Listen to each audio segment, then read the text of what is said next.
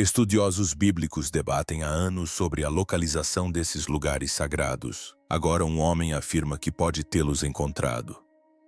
Por séculos, um nome tem intrigado o mundo: Monte Si, a mesma montanha que se diz ser o local onde Moisés recebeu os 10 mandamentos e de onde começou a história do Êxodo. Uma história que mudou o curso da própria história. Mas o mais surpreendente é que mesmo depois de tantos anos, ninguém conseguiu afirmar com certeza onde fica o verdadeiro Monte Si no Egito ou em algum outro lugar completamente diferente. Agora imagine se de repente surgisse uma descoberta que virasse todo esse debate de cabeça para baixo. Em 2025, algo assim realmente aconteceu. Uma equipe chegou a uma área remota e quase inacessível na Arábia Saudita. Um lugar onde não só é difícil para pessoas comuns irem, como também é raro conseguir imagens nítidas. Eles lançaram um drone especial. Não um drone comum, mas um equipado com um radar de penetração no solo extremamente potente, capaz de observar o interior da montanha e não apenas a superfície. E o que encontraram chocou a todos: linhas retas sob as rochas, câmaras subterrâneas e estranhos padrões geométricos. Coisas que a natureza normalmente não cria por si só. Tudo isso apontava para algo que havia sido construído de forma organizada. Mas por quem e por quê? Após a varredura, todas as pistas começaram a apontar para a região noroeste da Arábia Saudita, especialmente em torno de montanhas como Jabal Makla e Jabal Alau. As mesmas áreas que estavam sob suspeita há anos, mas sem nenhuma prova concreta. Se isso se confirmar, essa descoberta poderá não apenas mudar a localização do Monte Si, mas também nos obrigar a entender toda a história do Êxodo de uma maneira completamente nova. Então, o que exatamente está escondido dentro dessa montanha proibida que deixou até mesmo os maiores especialistas perplexos? Assista ao vídeo até o final, pois o verdadeiro mistério ainda está por ser revelado. E se você gosta de conteúdo interessante baseado em pesquisas, não se esqueça de se inscrever no canal, pois não é todo dia que encontramos algo assim. O grande destaque desta missão foi que desta vez o drone não estava apenas capturando fotos de cima. Pessoas já haviam visto essa área antes. Fotos foram tiradas, foram feitas suposições à distância, mas tudo se limitava à superfície. Desta vez foi diferente. Pela primeira vez, dados estavam sendo coletados revelando o que se escondia sob a terra. O radar de penetração no solo instalado no drone conseguia escanear as rochas em profundidade. Isso significa que até mesmo coisas completamente invisíveis de cima poderiam agora ser detectadas. A princípio, parecia que apenas características comuns apareceriam, como camadas de rocha ou antigas alterações geológicas, mas à medida que a varredura avançava, o cenário começou a mudar. Não apenas na superfície, mas também abaixo dela, algo incomum começou a surgir. Em alguns lugares havia linhas retas, em outros lugares espaços vazios como pequenas salas enterradas.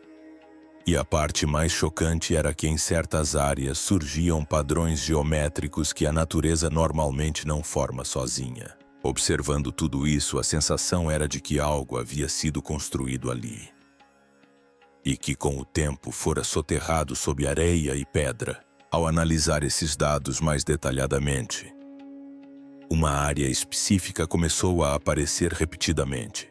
Todos os indícios apontavam para o noroeste da Arábia Saudita. 2 montanhas em particular surgiam com frequência: Jabal Makla e Jabal Alau. Curiosamente, algumas pessoas já suspeitavam desses locais antes, mas nenhuma evidência concreta havia sido encontrada. Por isso, a discussão nunca avançou de fato. Agora, pela primeira vez, parece que informações reais estão começando a substituir as suposições. Isso levanta uma questão importante. Será que esses lugares são realmente tão especiais? O que torna essas montanhas tão significativas? Um dos principais motivos pelos quais toda essa história se torna ainda mais interessante É uma antiga referência bíblica encontrada na Epístola aos Gálatas. O apóstolo Paulo menciona ali que o Monte Si fica na Arábia. Antes, as pessoas interpretavam isso como uma declaração simbólica. Mas agora alguns estudiosos acreditam que ele pode ter se referido a um local específico, sugerindo que o Sinai pode não estar no Egito, mas em algum lugar da Arábia. Agora conecte isso à história de Moisés. Quando fugiu do Egito, ele foi viver em um lugar chamado Midian. Essa região fica a leste do Golfo de Acaba, que hoje se encontra no noroeste da Arábia Saudita. Foi lá que ele testemunhou o milagre da sarça ardente. Portanto, se Moisés já havia vivido nessa região, faz sentido que quando os israelitas deixaram o Egito, seu caminho tenha sido na mesma direção rumo à Arábia. Dessa perspectiva toda, a rota começa a parecer bastante simples e lógica. Sair do Egito, atravessar o mar e então seguir em direção à Arábia. E não são apenas os textos religiosos que apontam nessa direção. Há também indícios físicos no terreno que indicam a mesma direção. Nos picos de montanhas como Jabal Al, algumas rochas apresentam uma coloração enegrecida no topo, como se tivessem sido queimadas por um calor intenso, enquanto as montanhas próximas parecem completamente normais. Algumas pessoas relacionam isso à cena descrita no Êxodo, onde se diz que quando Deus desceu, a montanha foi coberta de fumaça e começou a tremer. Na mesma região, outra característica incomum é frequentemente mencionada uma grande rocha claramente dividida em duas partes. Entre elas, parece haver uma linha suave ou um canal, como se a água tivesse fluído por ali. O que surpreende é que hoje toda essa área está seca. No entanto, existem indícios nas proximidades que sugerem que a água já fluiu ali com força.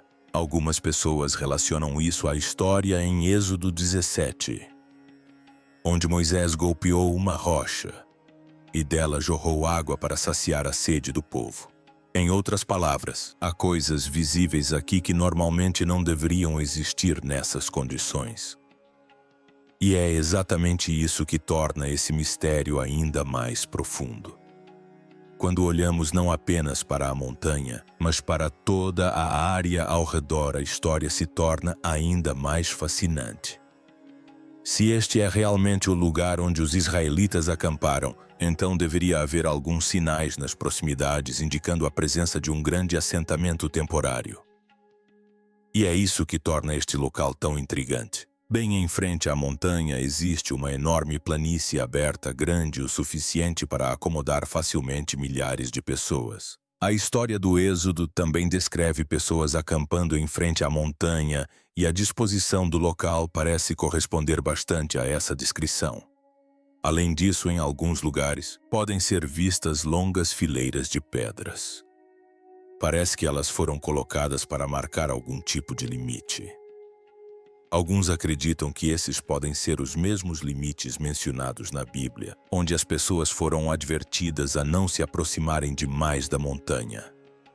Se for esse o caso, então essas pedras podem não ser pedras comuns. Elas podem fazer parte de alguma regra ou ritual antigo. Na mesma área também há menção a uma plataforma de pedra. Ela não parece completamente natural. Em vez disso, parece ter sido construída por mãos humanas. Algumas pessoas a associam ao altar que Moisés teria construído durante o período da aliança. Nas proximidades também existe um local de aparência simples que alguns associam ao incidente do bezerro de ouro. E não para por aí. Nas rochas ao redor foram encontradas, segundo relatos, esculturas de vacas e touros. Essas gravuras lembram algumas pessoas da época em que os israelitas adoravam o bezerro de ouro. Ora, se essas esculturas realmente forem desse mesmo período, elas não serão apenas arte. Elas poderão se tornar evidências de um importante evento histórico. Há também outra característica incomum, um pilar de pedra solitário. Alguns acreditam que possa ser um dos 12 pilares erguidos como símbolos das 12 tribos de Israel. Parece fascinante, mas toda a história tem dois lados e aqui não é diferente. Enquanto alguns conectam todos esses sinais à localização real do Monte Si, arqueólogos e historiadores profissionais discordam. Segundo eles, não é correto identificar um sítio histórico tão importante com base apenas em algumas semelhanças. Primeiramente, eles interpretam a declaração de Paulo, na qual ele afirma que o Sinai fica na Arábia de uma maneira diferente. De acordo com eles, durante o período romano existia uma região chamada Arábia Petraea, que também incluía a península do Sinai. Portanto, é possível que Paulo não estivesse se referindo aos países árabes atuais, mas às fronteiras políticas de sua época. Além disso, alguns textos egípcios antigos também mencionam o sul do Sinai. Nomes como Tihat ou Sefet aparecem nesses registros, os quais alguns especialistas acreditam serem formas antigas do nome Sinai. Curiosamente, essas referências são ainda mais antigas que a época de Moisés, sugerindo que a ligação do Sinai com o Egito pode remontar a tempos muito mais antigos. Outro argumento forte é que, se um evento como o Êxodo realmente aconteceu ali, então deveria haver evidências sólidas da Idade do Bronze, como cerâmica, ferramentas, inscrições ou vestígios de assentamentos. Mas até agora nada parecido foi encontrado com certeza. Por isso, muitos cientistas acreditam que o que quer que esteja sendo visto aqui pode pertencer a diferentes culturas de diferentes períodos históricos. Quanto às rochas enegrecidas, os cientistas não as consideram um fenômeno milagroso. Dizem que em ambientes desérticos o calor extremo, o vento e as reações químicas podem escurecer naturalmente a superfície das rochas ao longo do tempo. Assim, a situação é clara.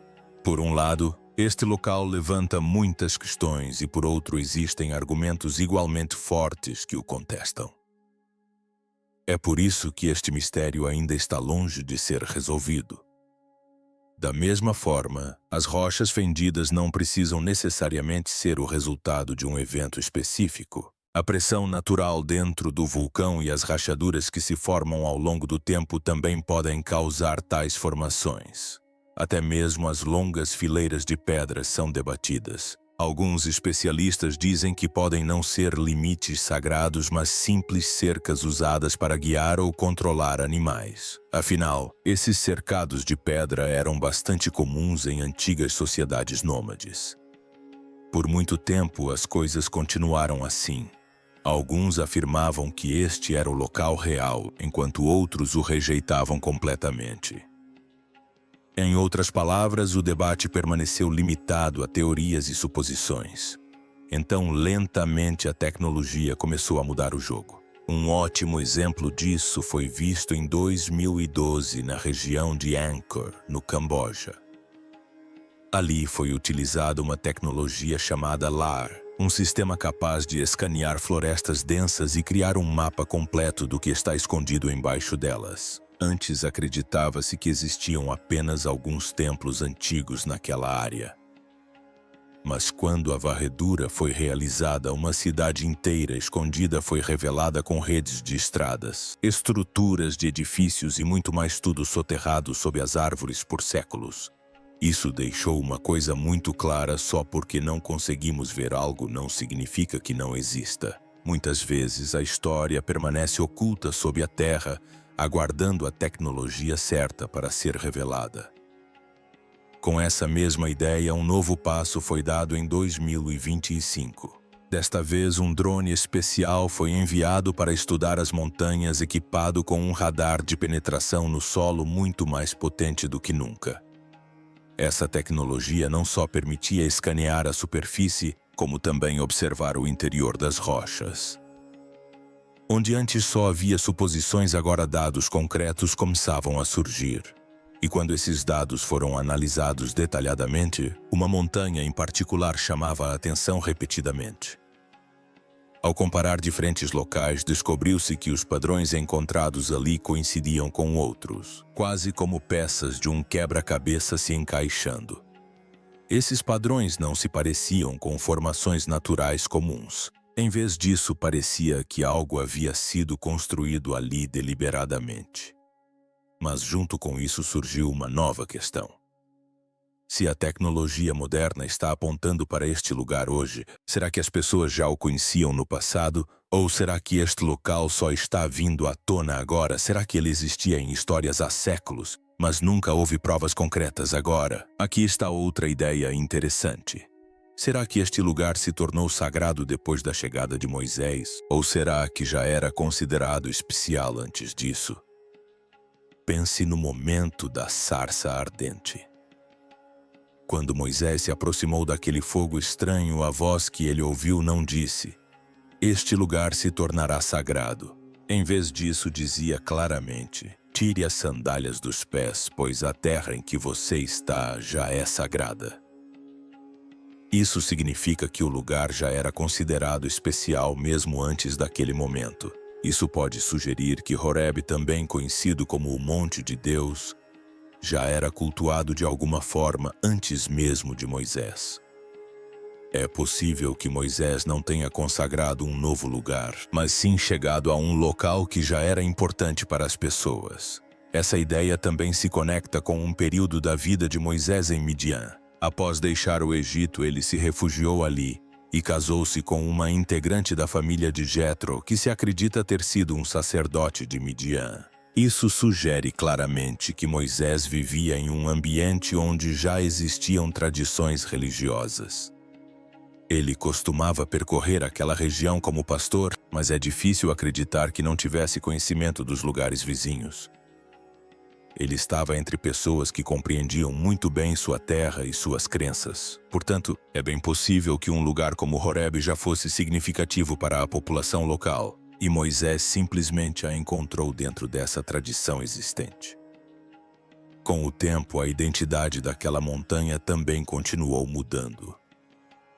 No início, a tradição cristã primitiva não se concentrava fortemente em visitar locais físicos específicos.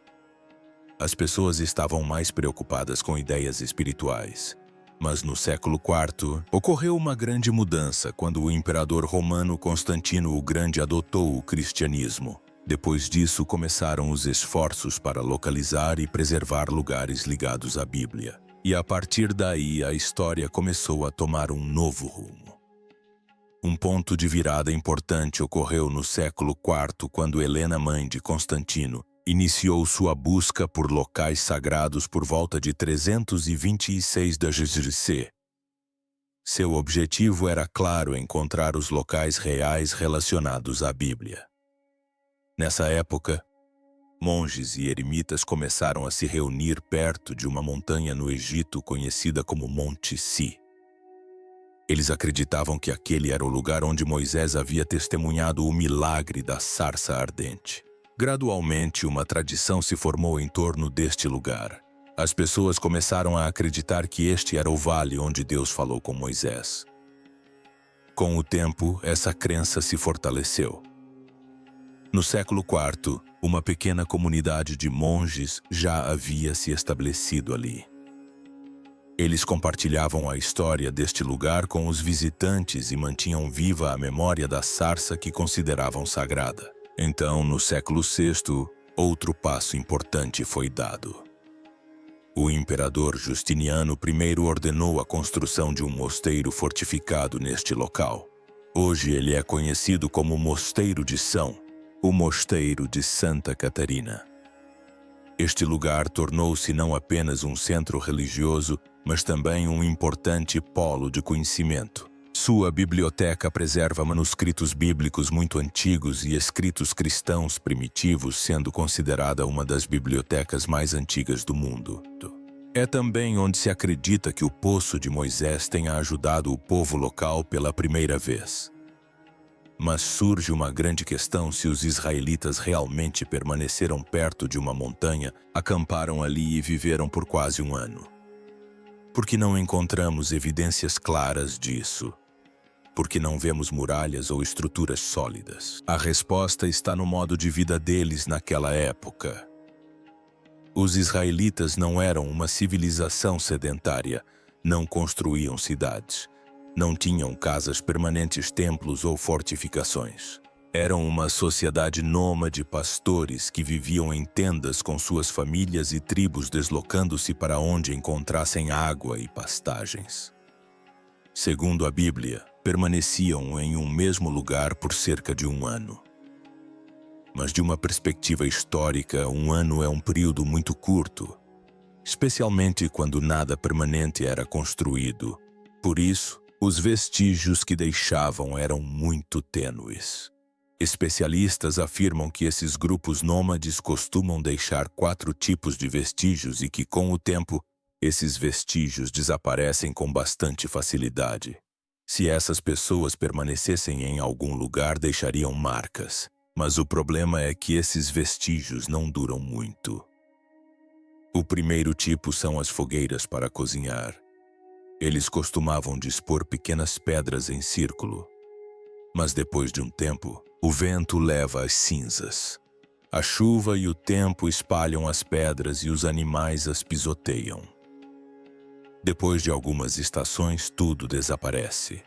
O segundo tipo são os buracos deixados pelas estacas das tendas. São tão pequenos e tênues que são difíceis de identificar.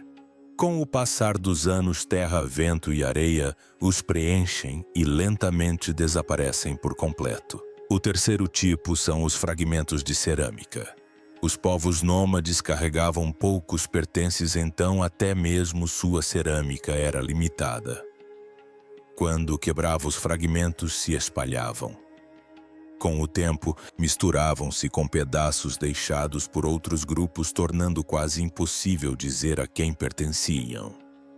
O quarto tipo são as fossas de lixo ou latrinas. Em áreas abertas, a matéria orgânica se decompõe rapidamente.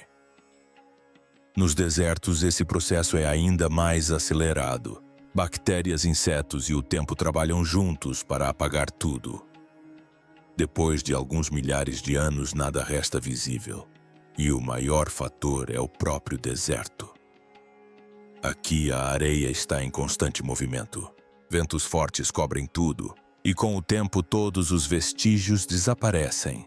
O deserto simplesmente não permite que as coisas durem muito tempo. Portanto, mesmo que uma comunidade nômade tenha permanecido ali por algum tempo, é perfeitamente possível que seus vestígios tenham desaparecido gradualmente. A questão é que o fato de não haver evidências visíveis não significa que nada tenha acontecido. Às vezes, a história permanece oculta sob a terra.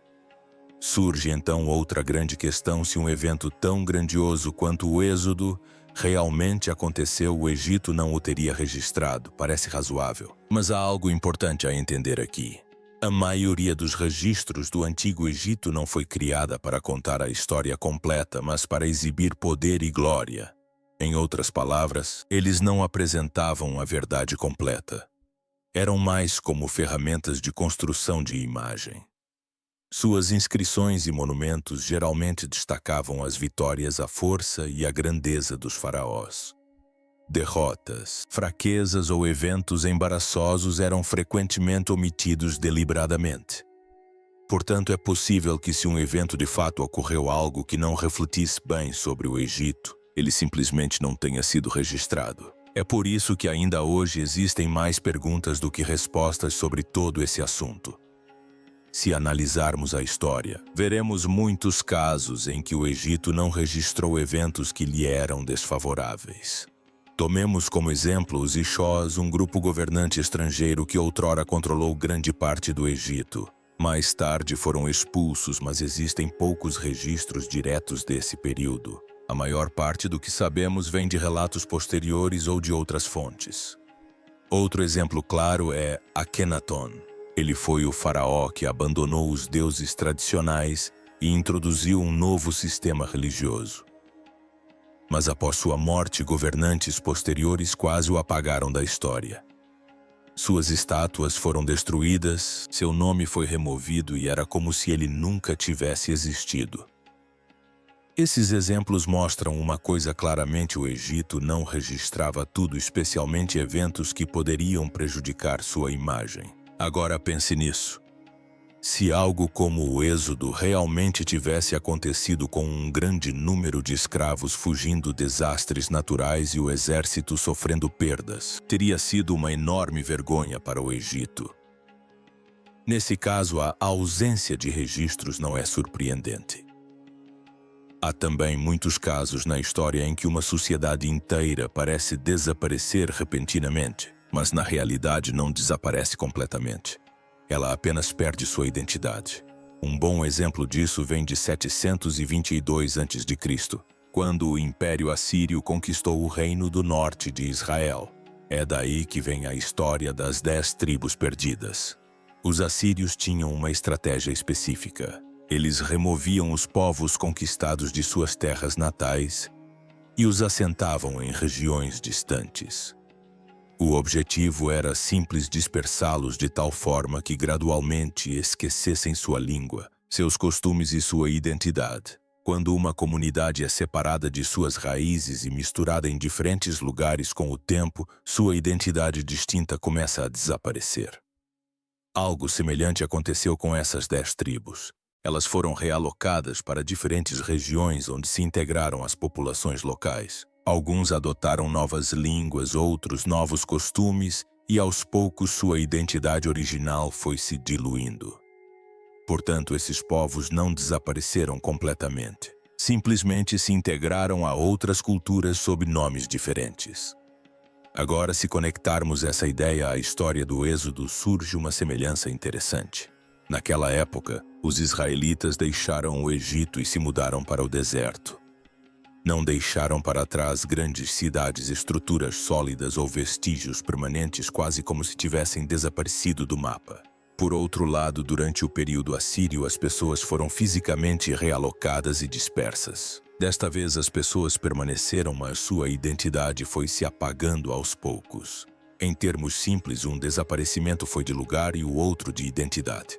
Em um caso, as pessoas se mudaram para um lugar onde seus vestígios desapareceram e no outro as pessoas permaneceram, mas elas mesmas mudaram. Agora, para melhor compreender toda essa história, há outra ligação importante: os midianitas. Essa era a comunidade entre a qual Moisés passou um tempo significativo após fugir do Egito. Se quisermos entender o Êxodo de uma forma realista, é importante saber quem vivia naquela região na época e como era seu estilo de vida. Descobertas no noroeste da Arábia sugerem que os midianitas viviam lá, mas sua identidade não era definida por grandes cidades ou palácios suntuosos. Eles viviam em pequenos acampamentos temporários e não permaneciam em um só lugar. Eles se deslocavam de acordo com as estações do ano e suas necessidades. Seus acampamentos eram frequentemente montados perto de fontes de água ou rotas comerciais. Um sinal claro de sua presença é a cerâmica. Não eram vasos comuns. As peças de cerâmica apresentavam desenhos em vermelho ou marrom com padrões geométricos em tons claros. Essas peças foram encontradas em diferentes locais, sugerindo que os midianitas se deslocavam por uma vasta área, mantendo ainda assim uma identidade própria. Além disso, escavações também revelaram vestígios relacionados ao cobre, como escória resultante da fundição e partes quebradas de fornos. Isso demonstra que eles não eram apenas pastores, mas também trabalhavam com cobre. Portanto, os midianitas não eram apenas nômades. Em certo sentido, constituíam uma sociedade organizada que sabia utilizar seus recursos de forma eficiente. Ossos de animais também corroboram essa ideia. Restos de ovelhas, cabras e gado indicam que os habitantes da região dependiam em grande parte da criação de animais. Ao mesmo tempo, foram encontrados pequenos sistemas de coleta de água, como poços de pedra ou canais usados para coletar água da chuva ou escoamento sazonal. É evidente que eles haviam aprendido a sobreviver em um ambiente seco. Curiosamente, a maioria dessas descobertas data de cerca dos séculos 15 a 13 a.C. E esse é o mesmo período frequentemente associado ao Êxodo. Isso levanta outra questão. Essa montanha tornou-se importante depois da chegada dos israelitas ou já era significativa antes disso? Algumas pessoas acreditam que a resposta pode estar escondida em seu nome. Uma teoria sugere que o nome Sinai pode estar ligado ao antigo deus lunar mesopotâmico Sin. Naquela época, as altas montanhas eram frequentemente associadas ao céu ou a divindades. Outra teoria sugere que o nome pode derivar de uma palavra hebraica que significa arbusto espinhoso, o mesmo tipo de arbusto que aparece na história da sarça ardente. Alguns também o relacionam a um antigo nome do próprio deserto, refletindo a identidade daquela região. Assim, independentemente da origem do nome, uma ideia persiste: este lugar pode já ter sido considerado especial de alguma forma. Algumas evidências físicas também parecem corroborar essa hipótese. Plataformas e estruturas de pedra com aparência artificial foram encontradas no local. Alguns acreditam que poderiam ter sido antigos altares ou locais de culto. Nas proximidades, ossos de animais também foram descobertos, sugerindo que algum tipo de atividade comunitária ou ritualística pode ter ocorrido ali. Quanto à sarça ardente, ela também pode ser explicada de forma natural. Plantas espinhosas do deserto como a acácia contêm óleos que podem pegar fogo sob calor extremo ou às vezes devido a raios. Portanto, algumas coisas podem parecer milagrosas, mas também podem ter explicações naturais. E é isso que torna todo esse mistério ainda mais fascinante. Para quem presencia um incêndio, uma cena dessas pode parecer muito estranha, especialmente se a vegetação não for completamente consumida pelas chamas, mas apenas parecer estar em chamas. Porém, em regiões desérticas, raios ou incêndios repentinos em condições de seca não são incomuns.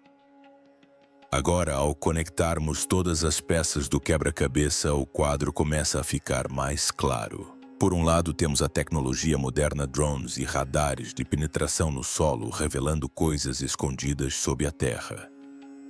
Por outro lado, também entendemos como as pessoas viviam naquela época, nômades sem moradias permanentes, sem muros.